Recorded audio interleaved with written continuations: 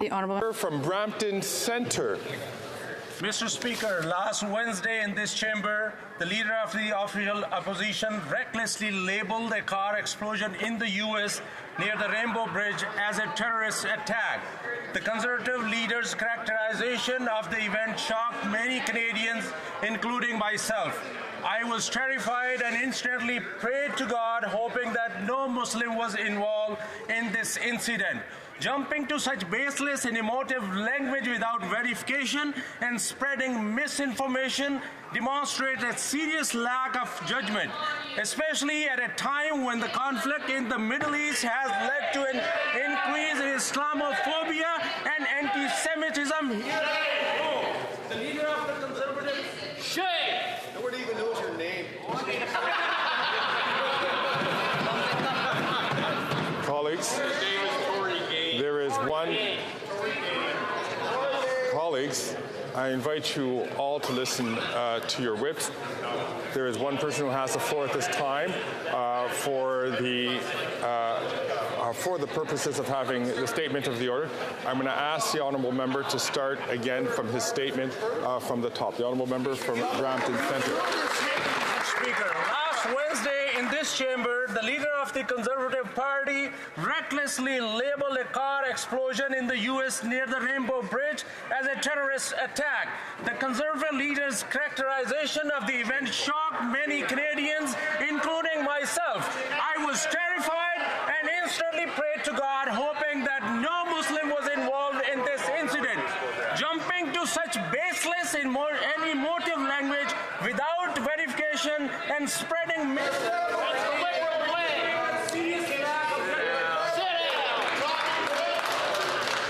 The honourable member from St. Albert, Edmonton, and the honourable member from Fort Saskatchewan, Sherwood Park, Fort Saskatchewan, I will ask, please, to restrain themselves so that the chair can listen to the statement. I'm having trouble listening to the statement.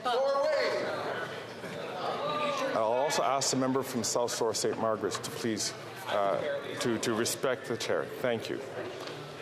The honourable member from Brampton Centre, from the top, please. Thank you, Mr. Speaker. Last Wednesday in this chamber, the leader of the official opposition recklessly labeled a car explosion in the U.S. near the Rainbow Bridge as a terrorist attack. The Conservative leader's characterization of the event shocked many Canadians, including myself. I have asked members to exercise restraint now 3 times.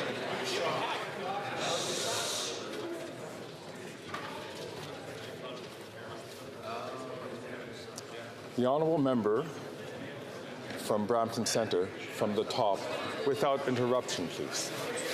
Mr. Speaker, last Wednesday in this chamber, the leader of the official opposition recklessly labeled a car explosion in the U.S. near the Rainbow Bridge as a terrorist attack. The Conservative leader's characterization of the event shocked many Canadians, including myself. I was terrified and instantly prayed to God, hoping that no Muslim was involved in this incident. Jumping to such baseless and emotive language without verification and spreading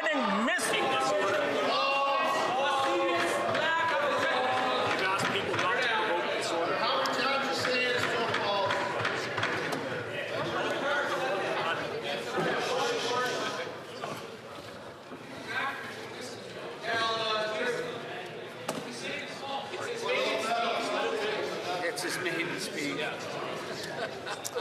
Such a bully, Andrew. No.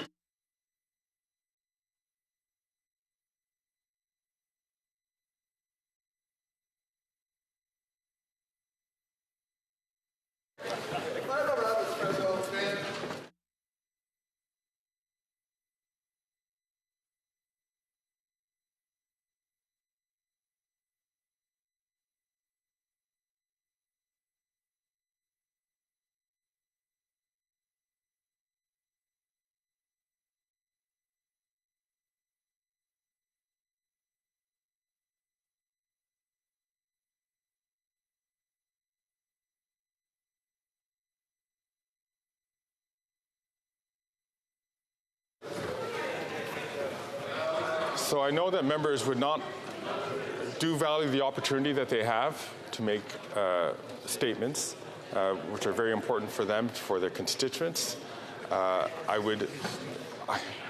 We are now running behind because this is the fourth time I've taken and the last time I'm going to raise my stand on my feet on this issue before I start cutting statements from today's list that has been provided to me.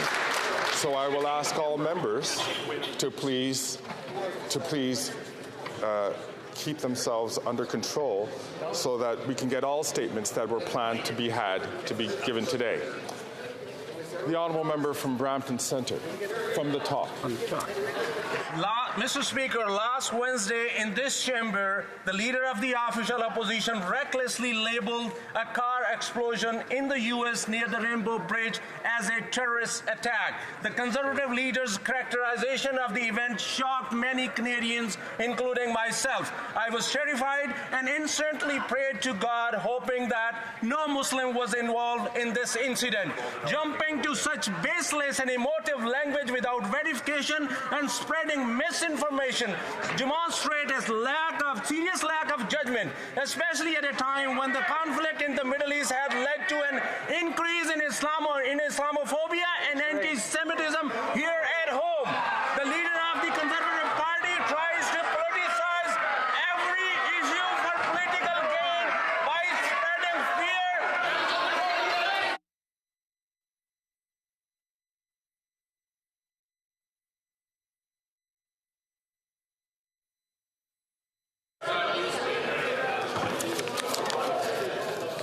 Since there are no points of order at this time, I would invite the honourable whip to come. I would invite the honourable whip to approach the chair, please. Member from Brampton Centre. Last Wednesday in this chamber, the leader of the official opposition recklessly labeled a car explosion in the U.S. near the Rainbow Bridge as a terrorist attack.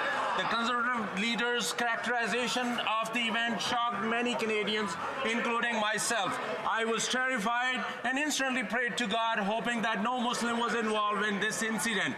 Jumping to such baseless and emotive language without verification and spreading misinformation demonstrate a serious lack of judgment, especially at a time when the conflict in the Middle East has led to an increase in Islamophobia and anti-Semitism here at home. The leader of the Conservative Party tries to politicize every issue by spreading fear and misleading Canadians. Canadians deserve better, Mr. Speaker. This leader is just not worth the risk.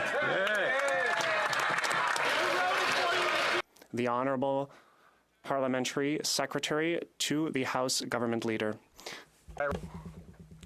It's very clear within our standing orders, and has been a long tradition, Mr. Speaker, as we all know, that for 15 minutes of every day the House sits, we have Standing Order 31, which enables members to be able to speak for 1 minute on the issue in which they feel that is most fitting for them on that particular day.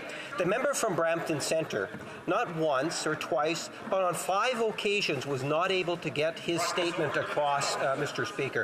I have never witnessed that in my experience here in the House of Commons for well over 10 years now, Mr. Speaker. In fact, it took the member 15 minutes later on another ESO to be able to get his full 1-minute presentation, Madam Speaker. And even as I speak, the member across the way said that it was full of lies. Mr. Speaker, that's the type of lack of respect that I want to make reference to in terms of the point of order. Right. The member from Perth, Wellington, Nader, in fact, heckled across the street. Perth, Wellington. Oh, I'm sorry. Perth, Wellington. Perth, Wellington, Mr. Speaker, clearly indicated that, Mr. Speaker, you were a joke. Yeah, that is what the member from Perth Wellington stated. That doesn't include the body language that was also used, that in essence was a contempt of the Speaker's chair, Mr. Speaker. I would ask that the member from Perth Wellington be asked to apologize to the House because his actions against you, Mr. Speaker, is actually an action against all of us. Correct. And the matter of the SO31 should in fact be looked into from your office, Mr. Speaker, because I would not want to see that type of behavior going forward, where a member is denied the opportunity to have their full minute in expressing the important issue to that member. Here. I see the member. I thank the Honourable Parliamentary Secretary for raising this issue. I see the member whom he referred to in his point of order, the Honourable member from Perth Wellington, rising to his feet. Thank you, Mr. Speaker. I did indeed indicate that you were a joke. That is true. I'm sorry for that, and I withdraw. And thank you, Mr. Speaker. I thank the Honourable member for withdrawing that remark, and I consider the matter closed. We have in order.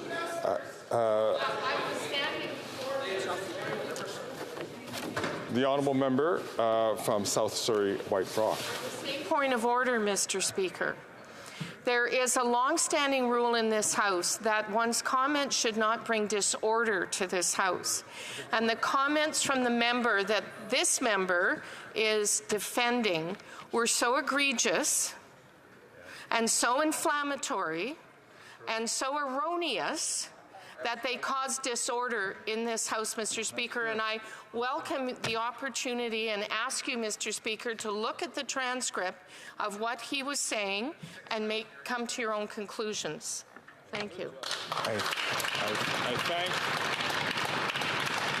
thank the Honourable member on this point. I'm going to. I thank the Honourable member on this point. Are we rising on the same point of order? The Honourable member from the Honourable Minister, of course. Mr. Speaker, I rise very seldomly on these kinds of matters, but I do think it's really critical to appreciate the importance of freedom of expression in this country, but also in this chamber. And what we do in this chamber is critically attempt to reflect the views of our constituents. There are times when we've heard things on both sides of this chamber. I've been here for 8+ years now that I don't agree with, and I'm sure others don't agree with. But the notion of shouting down an individual not once, not twice, but 5 times, preventing them from actually being able to deliver their SO31 is something that I've not seen before, and I think it merits reflection on your part, Mr. Speaker. Thank you. On the same point of order, the member from Leeds Grenville, Thousand Islands and Rideau Lakes. Well, thank you, Chair. And yesterday, after question period, it was drawn to the Chair's attention that during member statements, that the member from Mississauga, Erin Mills, screamed profanities during a member statement.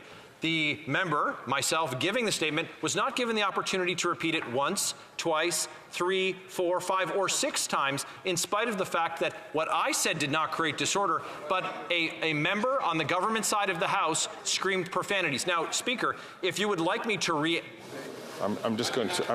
just because this is not on the same point of order, I'm going to get to the member from Leeds Grenville and to listen to him patiently, but the member from Nunavut has been patiently on her feet on another point of order, and I'd like to give her that extension because there had been a list of people who are on. No, you're raised. So I thank the honourable member from Leeds Grenville, and I'm just letting you know that the point of order that was raised was in regard to the member of Brampton South, as well as to the issue. I believe the other member is raising an issue towards the member from Mississauga, Erin Mills. So I'm going to ask the honourable member to then on this point of order, on the same point of order, please go ahead. The member from Winnipeg said that the 15 minutes that members are given for statements is to be sacrosanct, but the member is speaking from the benches of a party that engaged in the conduct that he was decrying today. So, Speaker, it's hypocrisy for the government House Leader's deputy to rise and cry foul when his parliamentary colleagues engaged in worse conduct yesterday. I want to thank the honourable member from Leeds Grenville, Thousand Islands, Rideau Lakes, and the reason why I want to get back to him is because the chair had expressed yesterday that we would take a look at Hansard and take a look at the videotape. And we did take a look at the videotape. We could not make out. We even worked with the folks from Hansard to see if we could detect it. We couldn't hear the words that the honourable member is going. So I did tell the House I would get back if necessary. I cannot come back to the House on this point. The honourable